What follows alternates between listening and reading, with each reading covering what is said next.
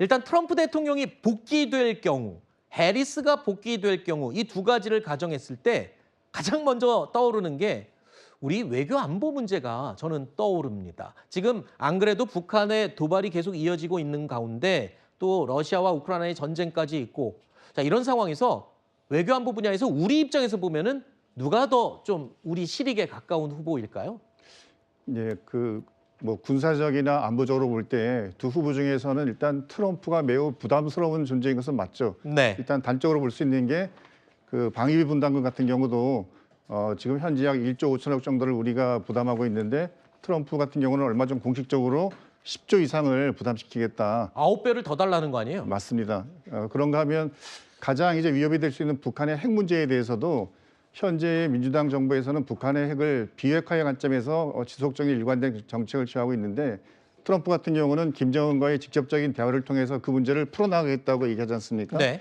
여러 가지 면에서 트럼프는 현재와는 다른 그런 안보와 관련되는 정책을 펼 가능성이 있어서 우리로서는 사실 부담스러운 게 사실이고 네. 특히 이제 지금 러시아 우크라이나 전쟁에서 북한군의 러시아 파병이나 이런 문제에서도 기존과는 다른 입장을 취할 수 있기 때문에 네. 우리로서는 선거 결과가 다른 어느 나라보다도 더 관심을 가지고 있는 것 같습니다. 도널드 트럼프 후보 같은 경우는 본인이 대통령 되면 지금 진행되는 전쟁 간단하게 끝낼 수 있다. 뭐 이렇게 얘기를 했잖아요. 그건 무슨 뜻입니까? 미국이 더 이상 미국이 아닌 다른 나라, 다른 지역에서의 전쟁에 아하. 자기들의 미군의 병력이나 장비, 돈을 쓰지 않겠다는 거죠. 그렇죠. 예. 자, 이런 가운데 트럼프 전 대통령, 트럼프 후보가 만약에 대통령이 당선이 된다면 역사상 최초로 셀프 사면 대통령이 된다라는 얘기가 나왔어요. 셀프 사면. 트럼프 후보도 역시 네. 지금 사법 리스크를 겪고 있죠. 네, 맞습니다. 지금 트럼프 후보 같은 경우에는요, 13가지의 혐의로 4차례 기소가 되었고, 지금 뉴욕과 조지아에서는 재판까지 받고 있는 상황입니다. 그런데 지금 미국 헌법 2조에서는요, 대통령이 연방 범죄에 대해 사면을 내릴 수 있는 권한이 규정이 되어 있어요. 그런데 이게 규정은 있습니다만 실제로 사면을 한 사람은 없었던 것입니다. 셀프 사면에 대해서요.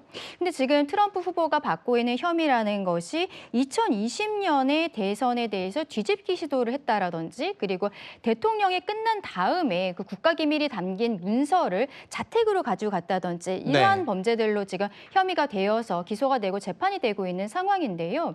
그렇다면은 지금 트럼프 후보가 만약에 대통령이 되었을 때 정말 이 연방 헌법을 통해서 셀프 사면을 할 수도 있는 것이고 그리고 예상이 되고 있는 시나리오는 어떤 것이 있냐면 지금 트럼프 후보를 기소한 것이 특별 검찰이 기소를 한 것입니다. 잭 스미스 특검인데요. 바이든 정부의 법무부 장관 임명을 한 사람이에요. 그러면은 트럼프가 다시 대통령이 됐을 때 본인이 새로운 법무부 장관을 임명하고 그 법무부 장관이 이 특검을 해임하는 지금 왜냐하면 대통령은 특검을 해임할 수가 없거든요. 법무부 장관을 통해서 해임을 하도록 지금 할 것으로 예상이 되고 트럼프 후보는 이번에 유세 과정에 있어서도 본인이 당선된다면 특검 해임하겠다 이런 이야기들도 한 바가 있습니다. 네.